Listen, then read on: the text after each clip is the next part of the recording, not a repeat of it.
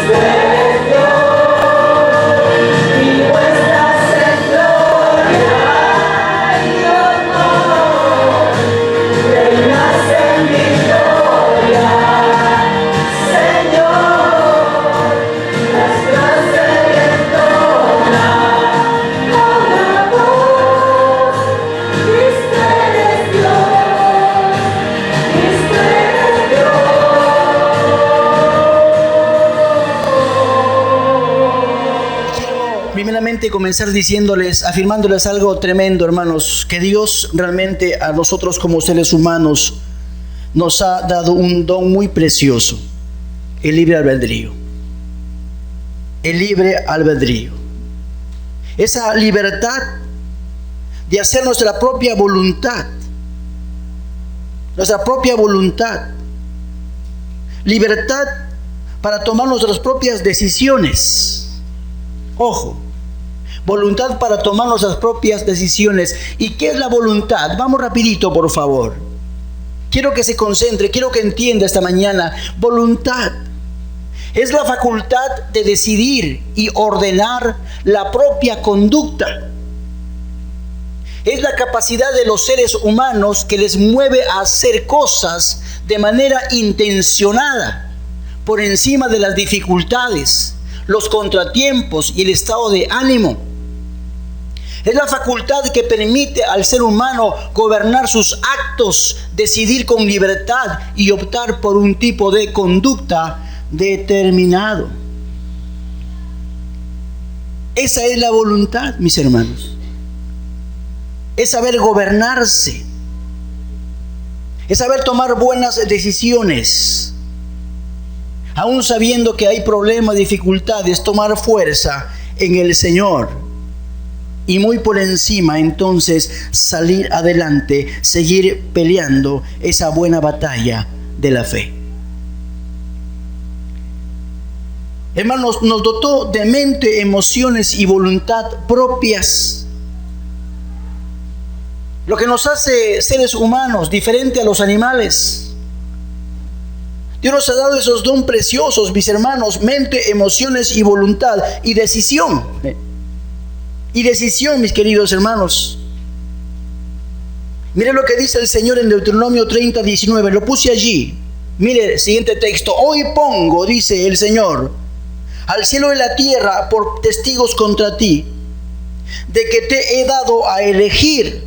Ojo, te he dado a elegir entre la vida y la muerte, entre la bendición y la maldición. Y el Señor dice, elige pues la vida para que vivan tú y tus descendientes. El Señor nos hizo libres. Hermanos queridos, tenemos esa libertad para decidir la bendición o la maldición. Tenemos ese gran regalo del Señor. Podemos elegir. Y de allí algunos pensamientos que traigo esta mañana, que encontré. Unos pensamientos que dicen, por ejemplo, no eres un producto de las circunstancias, pero sí de tus decisiones. Y otro pensamiento que encontré, nuestra vida es la suma total de todas las decisiones que hacemos cada día, y esas decisiones son determinadas por nuestras prioridades, nuestros valores. Si eres cristiano, hija de Dios, hijo de Dios, entonces tus valores cristianos, los principios de Dios son tus valores prioritarios. Y así debe ser. Es verdad, hermanos, porque todo lo logrado en la historia es el producto de la fuerza, de la voluntad individual o colectiva, o de la suma de ambas. Podemos tener muchas historias de cómo el hombre salió adelante.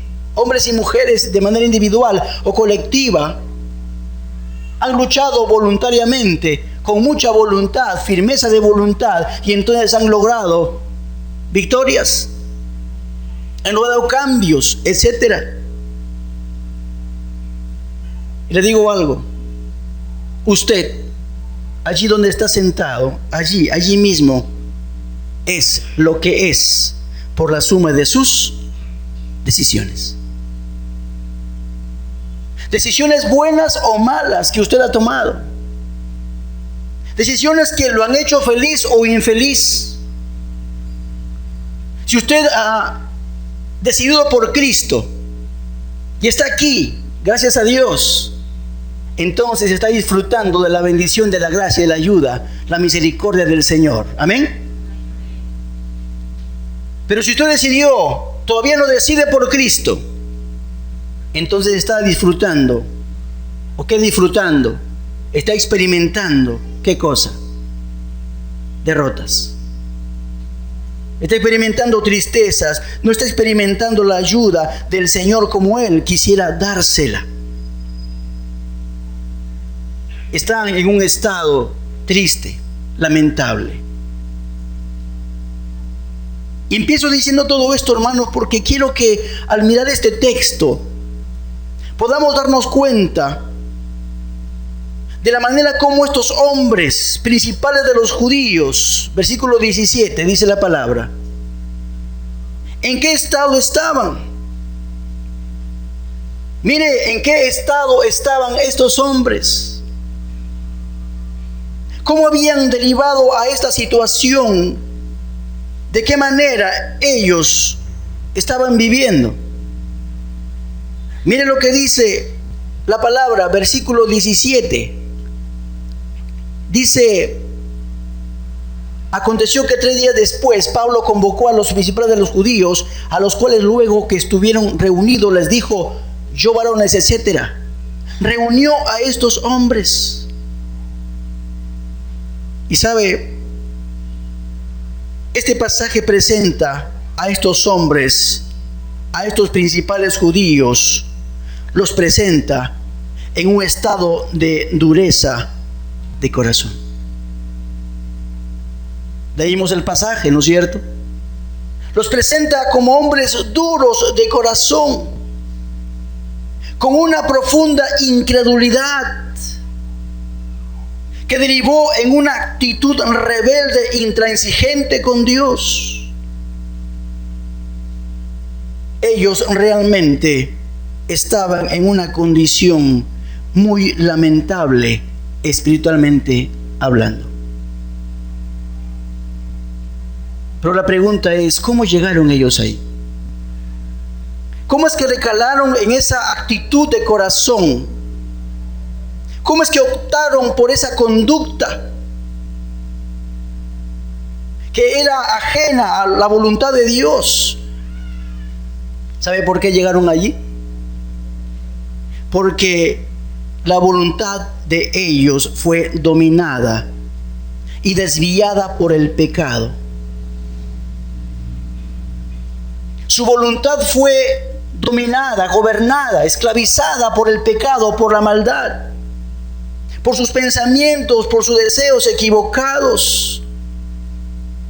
Por eso sus acciones fueron contrarias a la voluntad de Dios.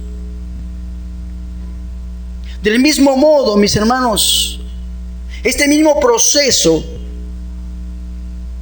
quiere utilizar el enemigo contra nosotros, usando esos dos poderosos enemigos juntamente con él. ¿Cuáles son los dos enemigos poderosos? ¿Se acuerda usted? ¿Quiénes son? El mundo, la carne y el diablo. Quiere realmente cautivar, quiere esclavizar, quiere tomar, quiere gobernar, quiere desvirtuar nuestra voluntad. Ya muchos han caído esclavos. ¿Sabe lo que dice la palabra en un versículo bíblico? Porque el deseo de nuestra carne, ¿qué dice allí? ¿Es contra quién? Y el del espíritu es contra la carne. Y estos se oponen entre sí para que no hagáis lo que quisierais. Yo sé que muchos cristianos, mis hermanos, muchas personas quieren lo mejor para su vida. Tienen buenos deseos para su vida. Quieren felicidad, quieren paz, quieren prosperidad, quieren todo bueno. Pero se miran ahora, lamentablemente, en una condición que ellos no quisieron.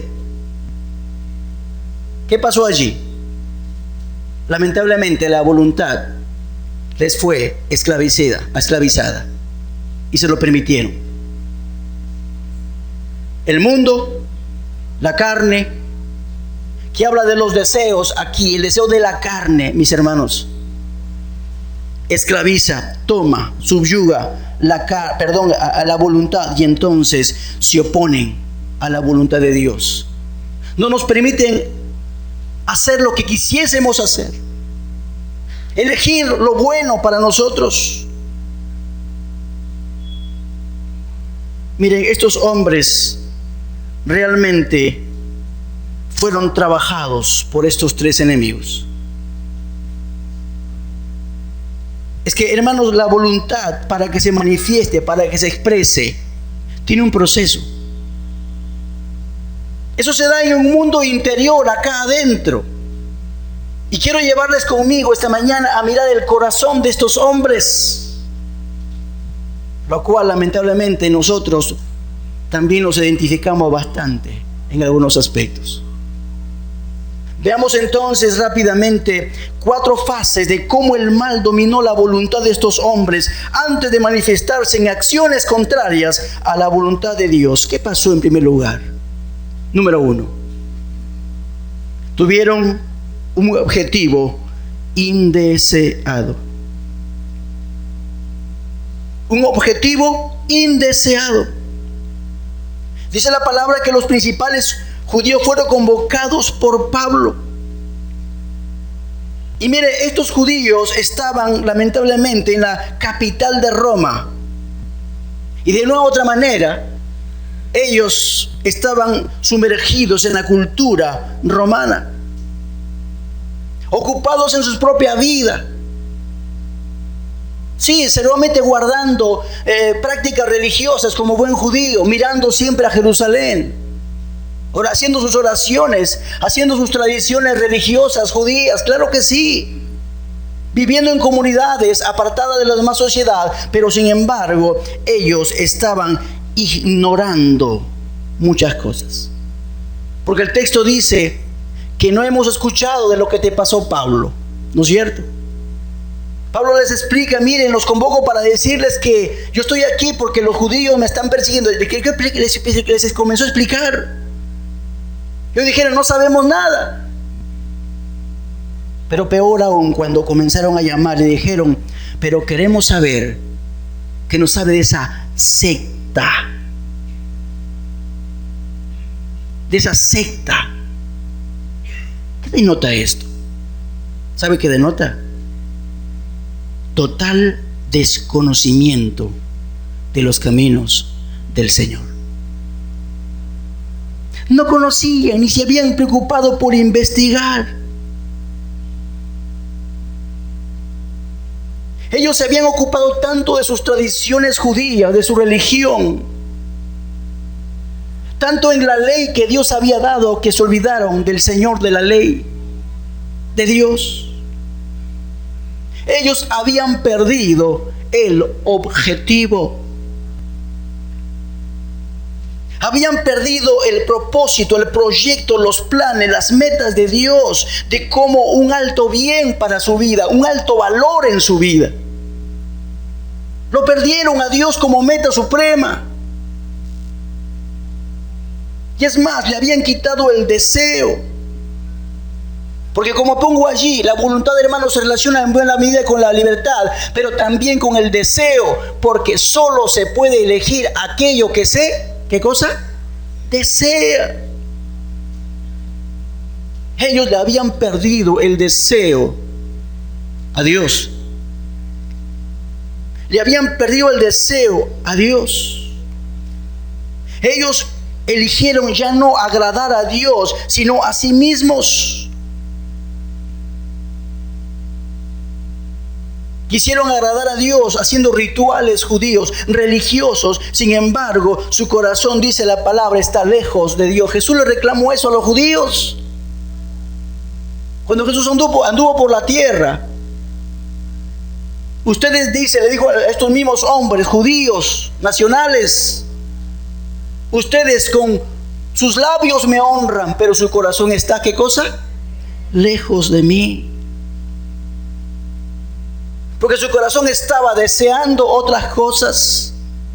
Su corazón estaba amando otras cosas. Estaba amando al mundo. Estaba amando su propio placer, su propia religiosidad, su propia justificación, porque hasta oraban en el templo. No soy como aquel, ¿no es cierto?, publicano. No soy mujer, decía. No soy animal. Y fíjese, amaban su propia justificación. Y el apóstol es claro. El apóstol Juan en 3:19 cuando dice: y esta es la condenación, que la luz vino al mundo y los hombres amaron más las tinieblas que la luz, porque sus obras eran malas. Sus deseos estaban en las cosas malas. Así comenzamos la distorsión de nuestra voluntad, hermano. Así comienza a trabajar el diablo, hermanos, la carne y el mundo, tomando nuestra propia voluntad. Comienza por la mente, comienza sacándonos de la mente a Dios, sacando nuestro corazón de la persona de Dios. Le quitamos el deseo, le quitamos el amor a Dios.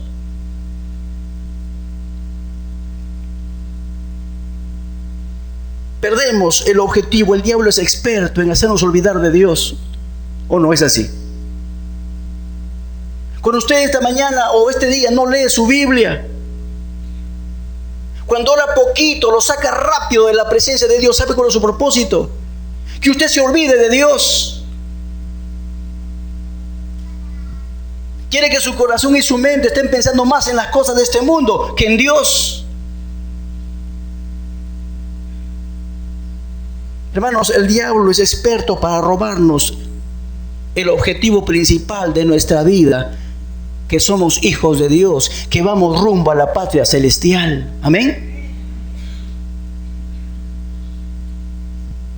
Nos roba la idea, sobre todo el concepto y la realidad de que somos peregrinos en esta tierra, que vamos rumbo al cielo, que este mundo, mis hermanos, se va a perder, que el cielo y la tierra pasará, pero mis palabras nunca pasarán.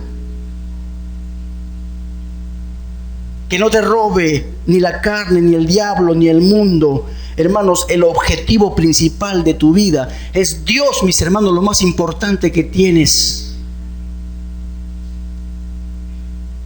Así comienza el maligno, así comienza el mundo, la carne, a robarnos la voluntad. Comienza por esta primera fase, distorsionándonos, dejando de desear al objetivo que es nuestro Dios. Si no queremos a Dios realmente, si le perdemos el deseo a Dios, hermanos, hemos perdido todo. Porque mi corazón, la mente y su vida va a ir tras lo que mejor le atraiga, sobre lo que usted mejor desea, lo que más quiere en su vida. La voluntad se inclina realmente al mejor deseo que tengamos, ¿o no es así? Ahí se inclina nuestra voluntad. Si me gusta, lo tomo. Si no me gusta, lo dejo. Y el diablo es experto en robarnos la imagen de Dios, el amor a Dios, mis hermanos. Quiero que usted considere lo serio de esto.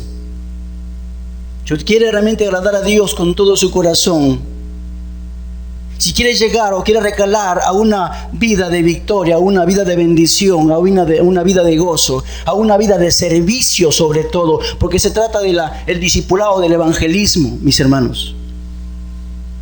¿Sabe por qué no discipulamos y por qué no evangelizamos? Porque no tenemos ganas, hermano. Porque no tenemos deseos. ¿Quién nos robó el deseo? ¿Dios? No. ¿Quién nos robó el deseo? El diablo, mis hermanos, y el mundo, y nuestra propia carne. Y nosotros le hemos permitido hacer eso. Por eso le digo, este último enemigo, esta última oposición es la madre o el padre de todos los enemigos de la vida cristiana, del evangelismo, del discipulado, de la santidad, de la victoria. Es el padre o la madre de todas estas cosas.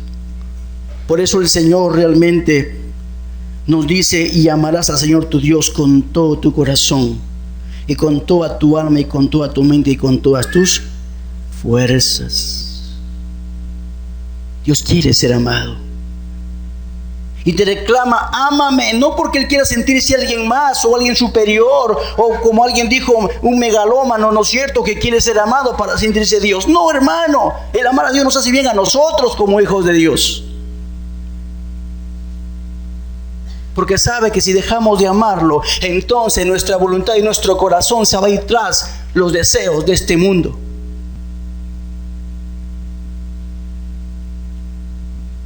Pensemos sobre eso. La primera fase es esa.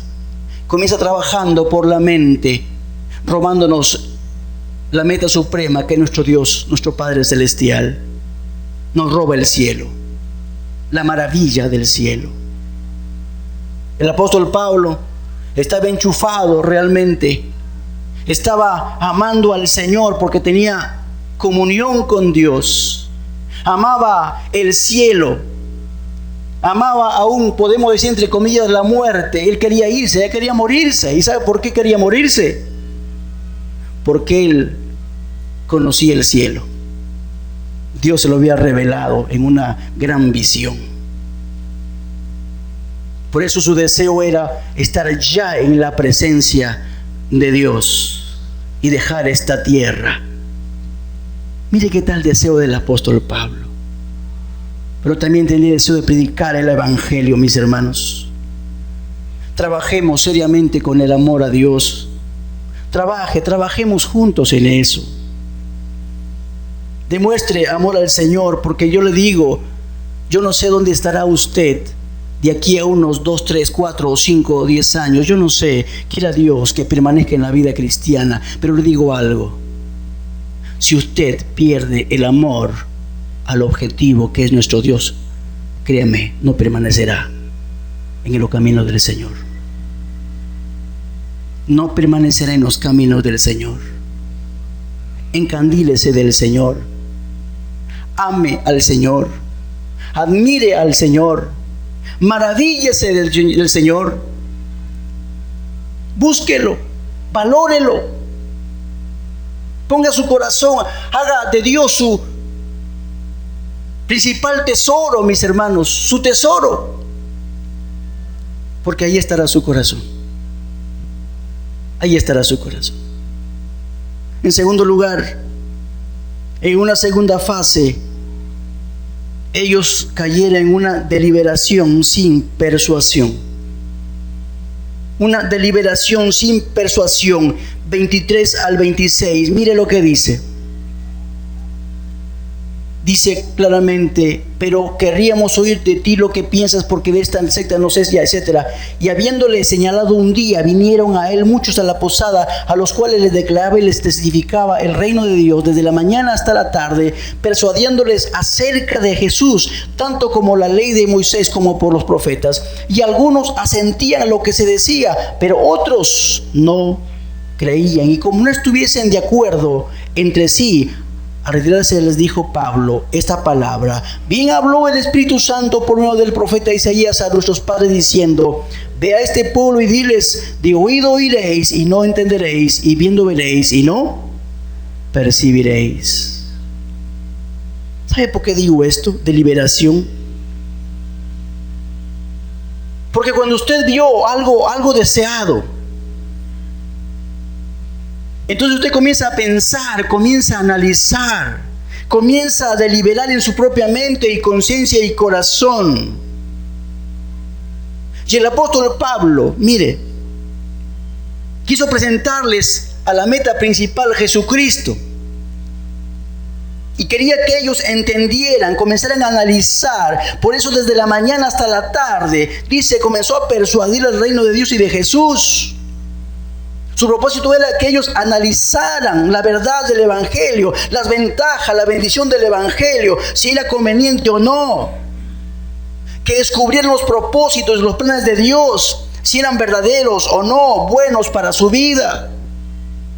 Ese fue el propósito de invitarlos al tercer día que se instaló en Roma. Dice que desde la mañana hasta la tarde, utilizando toda la Biblia conocida hasta ese momento, él quería que analizaran, que pensaran, que deliberaran en su propia conciencia y mente para que entendieran el Evangelio. Pero ¿qué dice la palabra? Ellos oían, pero no entendían. La palabra entender, suneimi, poner juntos, traer a establecer juntamente. Está unida, ¿no es cierto?, con comprender mentalmente, por implicación, actuar devotamente, entender, entendido, etc. ¿Sabe lo que dice esto en resumidas cuentas? La palabra, fíjese, la palabra oír es la palabra shema. Shema, no puse allí esto. Pero tiene que ver con escuchar más hacer. Escuchar más hacer, comprender. Es decir, yo tengo que escuchar y obedecer. La una va con la otra. No pueden nunca desligarse. Y esta gente, estos israelitas, estos judíos que representaban a la nación de Israel, porque le habla aquí a la nación de Israel también. Ellos escuchaban, pero no obedecían. No juntaban la enseñanza con la obediencia.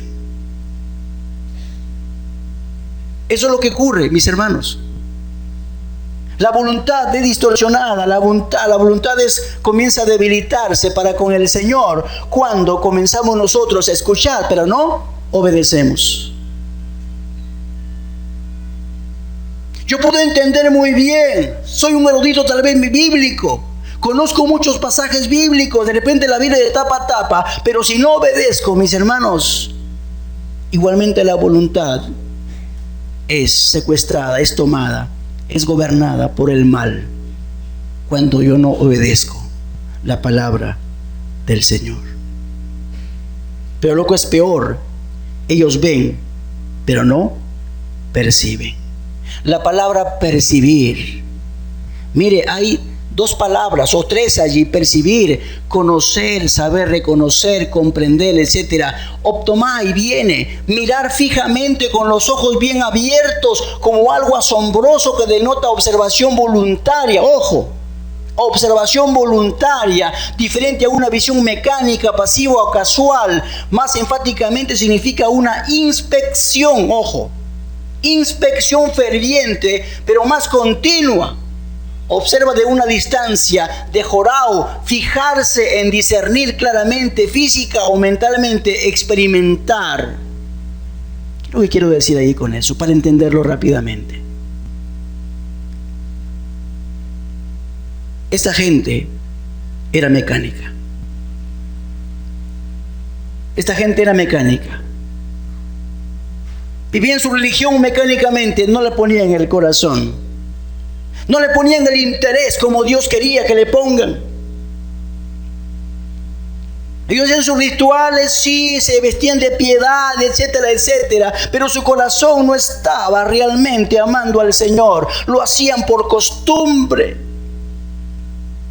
Lo hacían sin amor. Y lo que el Señor está diciendo, ustedes ven, pero no perciben, no, porque no están ustedes esforzándose, no se están deteniendo en la presencia de Dios para conocer a Dios, no se detienen en nuestro tiempo hoy, no nos detenemos en la palabra del Señor para mirarla fijamente, optomai. Somos muy mecánicos, rápido lo pasamos. ¿Cómo la voluntad se va a conformar a la voluntad de Dios si mi corazón no está en la palabra? Si soy mecánico con la Biblia. Hermanos, necesitamos estar más tiempo en la presencia del Señor. Necesitamos estar más con la palabra del Señor. Esforzarnos por comprenderla, como dice ahí, de cerca. De cerca. Observe con detenimiento cada palabra. ¿Por qué creen que, mire, uso el griego no porque quiero ufanarme? El pastor sabe griego. Hermano, no es mi intención. Hermano, usted lo puede encontrar. Hay buenos programas para esto. Pero que quiero que usted entienda que hay palabras en griego que tienen mucho significado y quiero que usted lo investigue. Métase en la palabra. Mírela fijamente. Comience a entender cuál es la buena voluntad del Señor. No sea mecánico, no seamos mecánicos, rápidos para hacer las cosas. Así no se vive la vida cristiana, mis hermanos. Por ese motivo nuestras mentes han sido oscurecidas por el pecado y nuestros deseos han tomado nuestros impulsos, mis hermanos.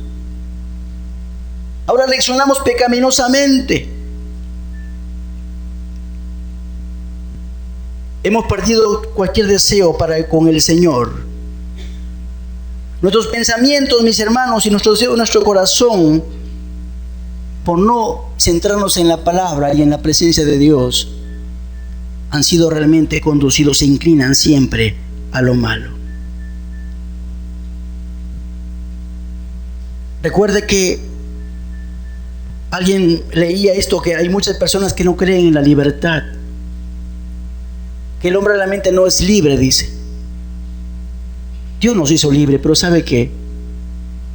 En la libertad del hombre, entre comillas, siempre va a elegir hacerse esclavo del mal, del pecado, por esta vieja naturaleza, por tener un corazón caído, un corazón de veras pecaminoso, que solamente la sangre de Jesucristo puede limpiar y solamente su Espíritu Santo puede gobernar.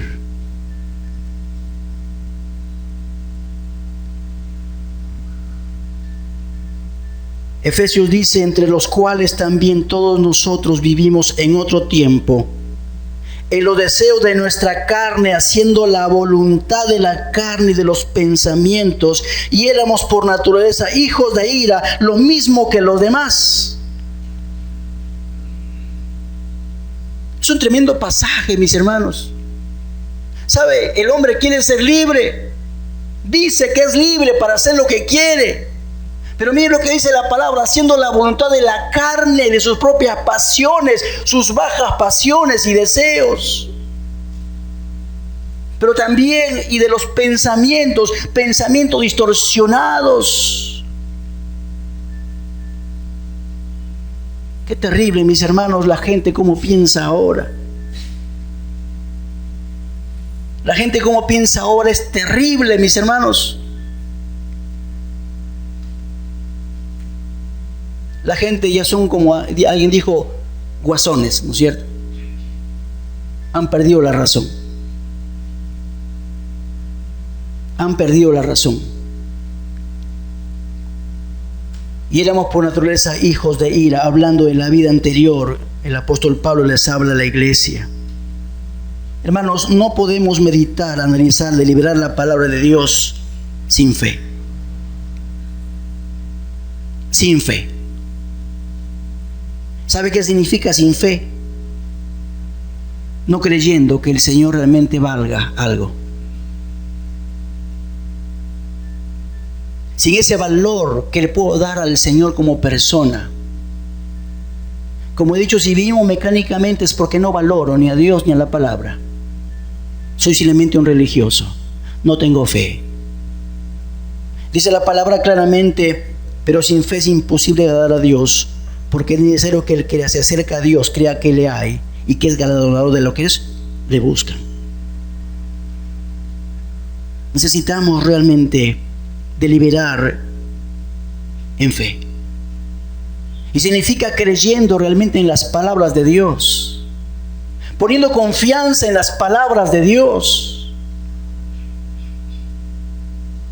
Significa considerando su palabra. Cualquier voluntad, cualquier acción que me lleve mi voluntad a hacer, debe ser guiada y regida por la palabra del Señor. Porque es un problema serio cuando comienzo a deliberar y no tengo parámetros con qué hacer una deliberación, es decir, un análisis, si no tengo medidores, si no tengo una ruta clara, un planteamiento claro de qué debo hacer, qué no debo hacer, qué camino seguir. Si yo no leo la palabra, no entiendo nada y entonces mis decisiones serán distorsionadas. Tomaré malas decisiones porque habré tomado referencias de la gente de afuera. de lo que dijo el psicólogo, de lo que dijo el científico, de lo que dijo muchas personas, y no de Dios, que conoce todas las cosas. Es el creador del universo. Nos hizo a nosotros y todas nuestras relaciones interpersonales. El Señor las hizo y Él sabe cómo se conducen, cómo se hacen. ¿Se aguanta usted eso? Sin fe es imposible agradar a Dios. En tercer lugar, en ese proceso viene la decisión equivocada de estos hombres. Decisión equivocada. Mire el versículo 27. Mire lo que decidieron. Porque el corazón de este pueblo se ha engrosado y con los oídos oyeron pesadamente y sus ojos han, ¿qué cosa? Cerrado. Para que no vean con los ojos y oigan con los oídos y entiendan de corazón y se conviertan y yo los sane. Y yo los sane. Han cerrado de manera volitiva, tomaron una decisión. Mire, los judíos dejando de desear a Dios junto a sus propósitos como meta suprema, y en su deliberación, análisis, concluyeron no creer en el Evangelio. Ahora entonces ellos deciden cerrar sus ojos y lo toman como un acto propio de su propia voluntad. Deciden rechazarlo y no mirarle más. Es así, no le miran más. Ellos perdieron el objetivo, analizaron negativamente, y se cegaron. Y entonces ahora comienzan a cerrar los ojos y deciden no buscarlo más. ¿Y por qué llegaron a eso? Porque ellos tenían un corazón endurecido, engrosado, pacuno, de pacus, espeso, grueso. Engrosar, hacerse gordo. Perdón los llenitos y llenitas. Se dice del corazón de engrosarse, endurecerse, encallecer, relacionado a pernumi, arreglar, pegar, levantar, armar una tienda, una carpa, levantar. Callos espirituales, callos en el corazón. Y es que, mis hermanos, cuando el pecado trabaja en la persona, se convierte como un velo en su entendimiento. Comienza a justificarse, tolera el pecado y cree que Dios lo está aprobando. Y dice, no, Dios me comprende. Conoce mis debilidades. Sí, es que yo tengo muchos deseos sexuales, pues, y entonces, para eso Dios a mí me ha creado con sexo, pues, para dar la suelta a lo que Dios me entiende. Me separó de mi esposa, el divorcio, no, que el Señor sabe que somos incompatibles. El Señor me entiende. Es que no era mi verdadero amor. Acá está mi verdadero amor, mis hermanos queridos. Qué triste y penoso realmente es cuando comienza a justificarse su pecado. Cuando el Espíritu Santo redarguye a un creyente de un pecado, hábito en particular, Él nos advierte amorosamente vez tras vez y con mucha paciencia. Él nos advierte, nos pone luces rojas. Pero sabe, Él con su Espíritu nos incomoda, llama nuestra atención a nuestra conciencia, a nuestro corazón y nos lleva a recordar quiénes somos. Pero sabe, Dios en su gran paciencia, Él nos espera. Él espera realmente que nosotros podamos desarraigar ese pecado. Pero si no lo hacemos, si lo dejamos en el corazón, si le seguimos llenando y siguiendo practicando el pecado, pues es como tomar un zapato, ¿no es cierto? ¿A quién le salió algún callo alguna vez? Yo creo que todos tenemos callos, ¿no es cierto? ¿Por qué salieron los callos? ¿Por qué? por el roce de un zapato, de algo que estoy rozando, ¿no es cierto? Hermanos, cuando nosotros rozamos todos los días con el pecado y lo dejamos allí y estamos allí, el corazón se va encalleciendo, endureciendo, se va empachando con el pecado. ¿Y qué pasa cuando uno se empacha? ¿Sigue comiendo o no sigue comiendo? Pecado sí, pero no la palabra de Dios. Hermanos queridos, esto es tremendo. Esta gente cerró sus ojos voluntariamente a Dios, decidió rechazar a Dios. ¿Sabe por qué? Porque estaban satisfechos, entre comillas, con su pecado. Satisfechos con su pecado. Ellos creían que ya tenían su parte, ya suficiente con esto. Y no desearon más a Dios. No lo desearon más. Y mire, cuando pongo la palabra pernumi, cuando hablo de levantar, armar una tienda, estoy hablando, mis hermanos, que el pecado levanta fortalezas mentales, emocionales en nuestra vida. ¿Y cuáles son las armas espirituales que Dios nos ha dado para destruirlas? Dice Corintios, capítulo 10, 2 Corintios 10:3, ¿se acuerda que dice? Porque las armas de nuestra milicia, ¿qué dice? No son carnales, sino poderosas en Dios. ¿Para qué? Para la destrucción de fortalezas, de esos engrosamientos, mis hermanos, de esa callosidad del corazón, de esa dureza. Solo la palabra del Señor y la fe y la confianza en el Señor, su Espíritu Santo, puede romper esa dureza. Si permitimos el pecado en nosotros, déjenme decirle, hermanos, entonces lamentablemente ese corazón encallecido va a comenzar a abandonar a Dios. Primero vamos a dejar de sentir al Señor. Ya no lo va a escuchar, como no escuchó a Saúl. ¿Se acuerda? Qué triste la historia de este hombre Saúl, en verdad. Un hombre que pecó abiertamente con el Señor, orgulloso como era. ¿Sabe qué pasó? Dios le cerró toda comunicación. Ya no pudo escuchar más la voz de Dios, al punto que fue a una bruja, a una divina. ¿Se acuerda usted de la historia? Y es que Dios no quiso escuchar al orgulloso, al soberbio, aquel que no tenía respeto por la santidad. Y este hombre no la tenía. Siguió pecando y pecando contra él, no le interesó. Hermanos, esa es la tercera acción, cuando uno decide mal, decide realmente de una manera equivocada. Yo creo que, hermanos, el hecho de no discipular y no evangelizar es una decisión equivocada. Y se ha recalado a eso, porque el corazón está siendo ocupada por muchas otras cosas, menos por el mandato del Señor de ir y hacer discípulos a todas las naciones. Cualquier otro servicio en la iglesia,